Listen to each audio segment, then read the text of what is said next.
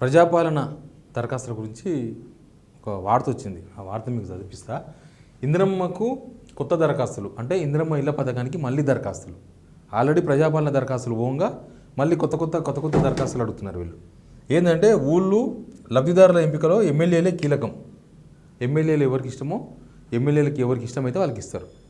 ఎమ్మెల్యేలు పలానాళ్ళు మనోళ్ళు కాదు అంటే ఇవ్వకపోవచ్చు, వీళ్ళు మనోళ్ళు అంటే ఇస్తారు. తుదిగా ఆమోద ముద్ర వేయనున్న ఇన్ఛార్జి మంత్రి, ఆయన్నే ఇన్ఛార్జి మంత్రి ఎవరు వాళ్ళే. నిరంతర ప్రక్రియగా దరఖాస్తుల స్వీకరణ. మరి అప్పుడు ప్రజాపాలన దరఖాస్తులు అని చెప్పి జనాలందరినీ రోడ్డు మీద నిలబెట్టినట్టు రాష్ట్రంలో మరోసారి ప్రారంభం కాబోతున్న ఇందిరమ్మ ఇళ్ల నిర్మాణంలో శాసనసభ్యులదే కీలక భూమిక కానుంది. ముఖ్యంగా లబ్ధిదారుల జాబితాలు రూపొందించే విషయంలో వీరు ప్రధాన పాత్ర పోషించనున్నారు. 4 నెలల క్రితం ప్రజాపాలన కార్యక్రమంలో భాగంగా ప్రజల నుంచి వివిధ పథకాల కోసం దరఖాస్తులు స్వీకరించిన విషయం తెలిసిందే. వీటిలో ఇందిరమ్మ ఇళ్ల కోసం 80 లక్షలకు పైగా దరఖాస్తులు అందగా వాటిలో ప్రాథమిక స్థాయిలో 16 లక్షల దరఖాస్తులను అధికారులు తిరస్కరించారు. 64 లక్షల దరఖాస్తులు పరిశీలించాల్సి ఉంది. కానీ ఇప్పుడు శాసనసభ్యుల ఆధ్వర్యంలో జాబితా రూపొందించనున్నందున ఈ దరఖాస్తులతో పాటు కొత్తగా మళ్ళీ దరఖాస్తులు స్వీకరించే అవకాశం కనిపిస్తుంది. ఎమ్మెల్యేలదే హవా. పాత దరఖాస్తులు అలంకారప్రాయమే అంటే ఉత్తదే.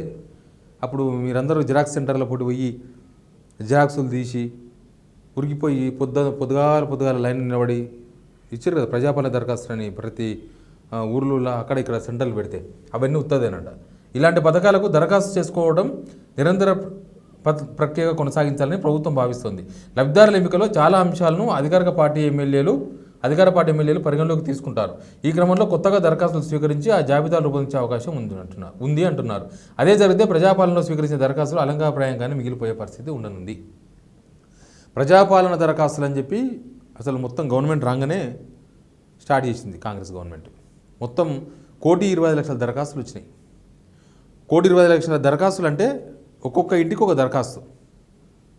అదే దరఖాస్తులో వాళ్ళకు ఏం స్కీమ్స్ ఎలిజిబుల్ ఉన్నారో అవన్నీ రాసిండ్రు. 200 రూపాయలు 200 యూనిట్లకు కరెంట్ ఫ్రీదో, లేకపోతే సిలిండర్కి సంబంధించిందో, పెన్షన్లదో, కొత్తగా ఇందిరమ్మ ఇళ్ళదో, మొత్తం 1,25,00,000 అప్లికేషన్స్. మొత్తం అసలు అప్లికేషన్స్ ఏడునవో ఎవరు తెలియదు. నాకు తెలిసి వీళ్ళకి కూడా తెలుసో తెలియదు అవి ఏడునవో.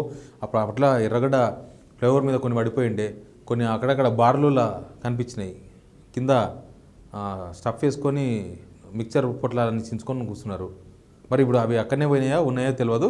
ఇప్పుడు ఫ్రెష్గా మళ్ళీ ఏ అప్లికేషన్ ఇప్పటికే 200 యూనిట్లకు దానికోసం ఇల్లు తిరిగి లైన్ మెన్లు మళ్ళీ మాకు ఆధార్ కార్డు ఇస్తారా, మీది అది ఇస్తారా, మీది ఇది ఇస్తారా అని చెప్పి తీసుకుపోయి కొంతమందికి వచ్చింది, చాలా మందికి రాలేదు. మళ్ళీ ఇప్పుడు 200 యూనిట్లది పోను గ్యాస్ సిలిండర్ది. ఆ గ్యాస్ సిలిండర్ది ఎవరికి వచ్చిందో ఎవరికి రాలేదో వచ్చిన వాళ్ళకి తెలుసు, రాని వాళ్ళకి తెలుసు.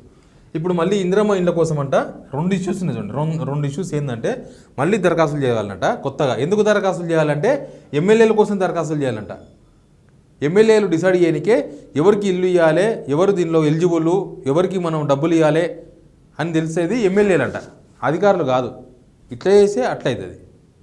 అంతకుముందు డబుల్ బెడ్రూమ్ ఇళ్ళ పథకం కలెక్టర్ చేతిలో ఉండే, దానిలో మళ్ళీ ఎమ్మెల్యేలు ఇన్వాల్వ్ అవుతుండ్రి. ఇంకా మళ్ళీ ఎమ్మెల్యేలు ఇస్తే ఎవరికి ఇస్తారు? ఈ నిర్ణయం ఎమ్మెల్యేల చేతిలో పెడితే, ఇందిరమ్మ ఇళ్ళ పథకం కనుక ఎమ్మెల్యేల చేతిలో పెడితే ఇంకా లంచాలకు కొద్దిగా ఉండదు. ఇప్పటికే అసలు కంట్రోల్ లేదు, భయం లేదు, భక్తి లేదు. అంతా ఫ్రీ అయిపోయినారు. ఎవరు అడిగేతో లేడు, చెప్పేతో లేడని అన్ని విషయాలలో. నేను సందర్భం వచ్చినప్పుడు పర్టికులర్గా చెప్తా. ఇప్పుడు అంతా ఓపెన్ అయిపోయింది. ఏం ఓపెన్ అయిందంటే అన్నీ ఓపెన్ అయినాయి. అడిగేతోళ్ళు లేరు, చెప్పేతోళ్ళు లేరు, అన్ని టేబుల్ కిందనే నడుస్తున్నాయి. మళ్ళీ స్టార్ట్ అయింది దందా. వస్తుంది కొన్ని రోజులు, అది కూడా బయటకు వస్తాయి. కాకపోతే ఇది జరిగితే మాత్రం ఇంకా పెద్ద దందా నడుస్తుంది. మళ్ళీ పెద్ద దందాకు తెరలిపోయే కార్యక్రమం ఇది. ఎమ్మెల్యేలు డిసైడ్ చేస్తారంట, ఎమ్మెల్యేలు లిస్టు ఫైనల్ చేస్తారంట, దాన్ని ఇన్ఛార్జ్ మినిస్టర్ సంతకం పెడతారట, మళ్ళీ అప్లికేషన్ పెట్టాలంట. మళ్ళీ జనాలు రోడ్ల మీదకి వచ్చి మళ్ళీ జిరాక్స్ సెంటర్లో పోయి తీసుకొచ్చి పెట్టారు. మరి అప్పుడు ఎందుకు తీసుకున్నారు? ఆ దరఖాస్తులు ఎందుకు తీసుకున్నారు కూడా ప్రభుత్వం సమాధానం చెప్పాలి. ఆ దరఖాస్తులు టైంపాస్కి తీసుకున్నారా? ఎన్ని రోజులు తీసుకున్నారు? అప్పుడు 15 రోజులు ఒకసారి, మళ్ళీ 15 రోజులకు ఒకసారి. 2 రోజులు జనాలు రోడ్ల మీద తిరిగిండ్రు, పనులు బంద్ చేసుకొని తిరిగిండ్రు. అయ్యో మళ్ళీ ఈ అప్లికేషన్ పెట్టకపోతే స్కీమ్స్ రావేమని. కాబట్టి ప్రభుత్వం ఈ విషయంలో ఇదే కనుక నిజమైతే బదనామయ్యేది కూడా ప్రభుత్వమే. అతి తక్కువ కాలంలో 5 నెలలకే వ్యతిరేకత వచ్చినట్లు 5 నెలలకే బదనాం కూడా కావాల్సి వస్తుంది. Please subscribe signal TV.